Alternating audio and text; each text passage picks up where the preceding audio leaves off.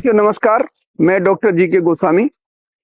आज मैं आपसे चर्चा करूंगा एक विषय पे जो उपभोक्ता के अधिकारों के बारे में है।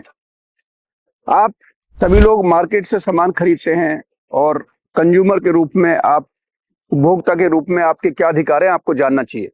तो इसके संबंध में एक इम्पोर्टेंट केस आता है 1932 में, और वो भी इंग्लैंड के अंदर स्कॉटलैंड का मामला था। इस केस का नाम है डोनग वर्सेस स्टीवेंसन। इसमें एक महिला थी डोनग नाम की, जो उन्होंने जिंजर वाइन खरीदी और उसमें जब उन्होंने उसको कंज्यूम किया, क्योंकि बोतल जो थी वो ओपेक थी, उसमें दिखाई नहीं दे रहा था कि अंदर क्या है, तो अंत में जो है वो सड़ा गला स्नेल उसमें निकला।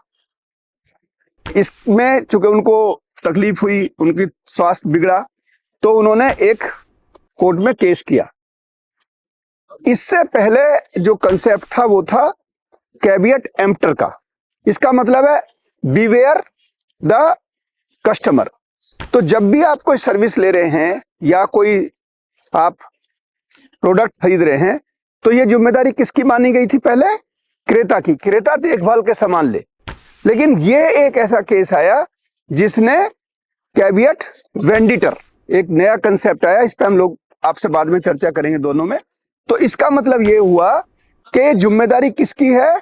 जो बेचने वाला है, विक्रेता की जिम्मेदारी होगी कि उसका सामान कैसा है। तो इसने कंज्यूमर प्रोटेक्शन के जो लॉज आए बाद में, हमारे यहाँ जो सबसे पहले कंज्यूमर प्रोटेक्शन एक्ट आता है वो कब बना? 1986 में, और 2019 में उसका पूरी तरीके से उसको नया रूप दिया गया। तो जो डोनग वर्सेस स्टीवेंसन है साथियों, इसमें जो हमारे बहुत पुराने एक जूरिस्ट हुए हैं, जो जज थे एटकिन, उनका एक कंसेप्ट था प्रिंसिपल ऑफ नेबरहुड, यानी कि हमें अपने पड़ोसी की ड्यू केयर करनी चाहिए।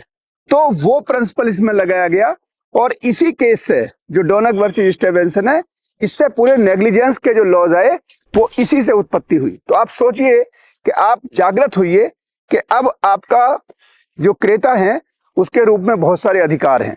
तो क्रेता के अधिकार क्या हैं उस पर हम आपसे अलग से चर्चा करेंगे। लेकिन डोनग वर्सेस स्टीवेंसन ने एक नए क्रांति को जन्म दिया जो 1932 से लागू होती है, और फिर जो क्रेता हैं उनके अधिकारों का संरक्षण किया गया।